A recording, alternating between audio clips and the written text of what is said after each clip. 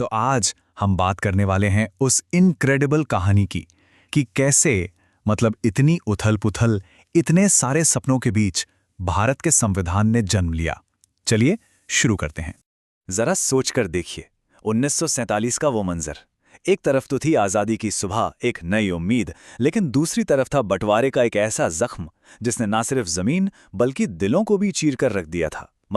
ये वो वक्त था जब भविष्य बनाने की चुनौती अतीत के दर्द से कहीं कहीं ज्यादा बड़ी थे। तो यही था वो सबसे बड़ा सवाल, एक ऐसा सवाल जिसका जवाब हमारे संविधान बनाने वालों को ढूंढना था कि जब सब कुछ बिखर रहा हो, आग लगी हो, बंटवारा हो रहा हो, तो ऐसे में एक देश की, एक राष्ट्र की नींव कैसे रखी जाए। तो चलिए सबसे पहले उस माहौल को समझते हैं जिसमें ये सब हो रहा था, क्योंकि ये कोई शांत सुकून भरा दौर तो बिल्कुल नहीं था। देखिए, आज़ादी से ठीक पहले के जो साल थे ना, वो लगातार संघर्ष और जन आंदोलनों से भरे हुए थे। 1942 का भारत छोड़ो आंदोलन वो अभी भी लोगों के जहन में ताज़ा था। फिर 1946 में नेवी की बगावत, उसने तो बिल्कुल साफ कर दिया था कि भाई अब अंग्रेजी हुकूमत के दिन लद गए हैं। हवा में ना एक बेचैनी थी, एक बदलाव की आग धधक रही थी। और फिर हुआ विभाजन।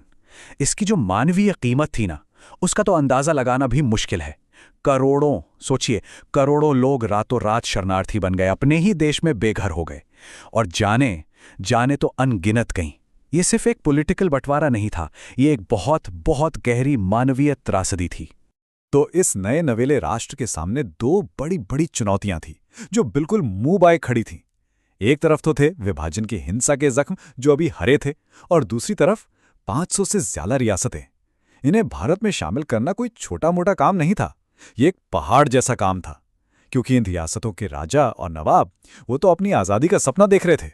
तो इसी अराजकता, इसी केओस के बीच से भविष्य को एक शक्ल देने के लिए एक उम्मीद की किरण बनकर एक समूह सामने आया। नाम था भारत की संविधान सभा। हाँ, ये सच है कि सभा में कांग्रेस पार्टी का दबदबा था, लेकिन ऐसा नहीं था कि सिर्फ वही लोग थे। इसमें समाज के लगभग हर तबके के, हर विचारधारा के लोग शामिल थे। और सोचिए, ये वो लोग थे जिन्हें इतिहास ने एक ऐसा दस्तावेज लिखने की जिम्मेदारी दी थी जो आने वाली न जाने कितनी पीढ़ियों का रास्ता तय करने वाला था। तो इनमें सबसे आगे कौन थे? जवाहरलाल नेहरू। उनकी भूमिका सिर्फ एक पॉलिटिकल लीडर की नहीं थी, वो एक विजनरी थे, एक दार्शनिक थे। वो शख्स जिसने इस नए राष्ट्र के लिए एक प्रोग्रेसिव, एक लिबरल दिशा तय की। फिर आते हैं वल्लभ भाई पटेल। ये वो इंसान थे जो पर्दे के पीछे रहकर सारा असली काम कर रहे थे। इतने सारे अलग अलग विचार, अलग अलग हित, उन सब के बीच एक आम सहमति बनाना और पूरे देश को एक धागे में पिरोना, ये उनकी सबसे बड़ी देन थी। और फिर शायद सबसे महत्वपूर्ण, doctor B.R. Ambedkar. Drafting committee के चेयरमैन के तौर पर असल में संविधान का जो पूरा ढांचा है, जो मसौदा है, उसे शक्ल इन्होंने ही दी। कानून, सोशल जस्टिस, बराबरी, इन सब पर उनकी जो गहरी पकड़ थी ना, उसी ने इस दस्तावेज को इसकी आत्मा दी। तो सवाल यह है कि ये लोग, ये निर्माता आखिर किस तरह का भारत बनाना चाहते थे? वो कौन से मूल सिद्धांत थे, कौन सी वैल्यूज थीं जिन पर इस देश की नींव रखी जानी थी? और बस यहीं से शुरू हुई विचारों की असली बहस। इस पूरी प्रक्रिया का जो मोरल कंपस था ना, वो था ऑब्जेक्टिव्स रेजोल्यूशन। इसे आप सिर्फ एक प्रस्ताव मत समझिए, ये असल में भारत के लोगों से किया गया एक वादा था। एक ऐसा वादा जिसने वो दिशा तय कर दी जिस पर हमारे संविधान को आगे बढ़ना था। और इस प्रस्ताव में जो वादे किए गए थे वो रेवोल्यूशनरी थे, सच में। सोचिए, सदियों की गुलामी के बाद ये कहना कि भारत एक इंडिपेंडेंट सॉवरेन रिपब्लिक होगा, ये अपने आप में कितनी बड़ी बात थी। और उस बंटवारे की आग के बीच अल्पसंख्यकों के लिए सुरक्षा का वादा करना, ये इस बात की गारंटी थी कि ये देश सबका होगा, सिर्फ मेजॉरिटी का नहीं। यही सिद्धांत, यही वैल्यूज आगे चलकर हमारे संविधान की आत्मा बने। नेहरू के शब्द इस मामले में बिल्कुल साफ थे।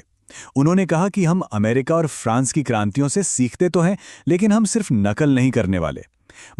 संविधान बनाने वाले लोग दूसरे देशों से सीख तो रहे थे, लेकिन उनका मकसद कॉपी पेस्ट करना बिल्कुल नहीं था। वो भारत की जमीनी हकीकत, यहाँ की डाइवर्सिटी, यहाँ की चुनौतियों के लिए एक यूनिक सॉल्यूशन बनाना चाहते थे। तो चलिए अब बात करते हैं उस जबरदस्त मेहनत और उस पूरे प्रोसेस की जिससे दुनिया का सबसे लंबा लिखा हुआ संविधान बनकर तैयार हुआ। दिसंबर 1946 से लेकर नवंबर 1949 तक, करीब करीब 3 साल लग गए इस पूरे काम में। और ये सिर्फ एक डॉक्यूमेंट लिखना नहीं था, ये तो एक मैराथन एफर्ट था जिसमें हजारों अलग अलग विचारों और उम्मीदों को एक अकेले ढांचे में फिट करना था। और इस दौरान संविधान सभा की जो फॉर्मल बैठकें हुईं वो 165 दिनों तक चलीं। जरा सोचिए, 165 दिन, हर एक दिन जबरदस्त बहस, तीखी चर्चाएं, विचारों का लेन देन, और इन सबका मकसद सिर्फ एक था, एक अखंड भारत का निर्माण। और ये जो बहसें थीं, ये इतनी डिटेल थीं कि जब इनके रिकॉर्ड छापे गए तो 11 बड़े बड़े वॉल्यूम्स बने। इससे अंदाजा लगता है कि संविधान के हर एक क्लॉज पर, हर एक शब्द पर कितनी कितनी बारीकी से सोचा गया था, उस पर बहस हुई थी। अब इतने बड़े काम को मैनेज करने के लिए, इसे सिस्टमैटिक तरीके से चलाने के लिए कई समितियां, मतलब कमिटीज बनाई गईं, और जैसा कि दिख रहा है, हर कमिटी को एक बड़ा लीडर हेड कर रहा था। ये इसलिए किया गया ताकि संविधान के हर पहलू पर, चाहे वो केंद्र की ताकत हो या राज्यों के अधिकार, हर चीज पर गहराई से सोचा विचारा जा सके। और फिर इन सब के बाद आया ये ऐतिहासिक पल। ये जो तस्वीर है ना, ये सालों की मेहनत, अनगिनत बहसों और समझौतों के बाद का वो नतीजा है जब हमारे नेताओं ने उस दस्तावेज पर दस्तखत किए जो भारत की किस्मत को, उसकी नियति को हमेशा हमेशा के लिए लिखने वाला था।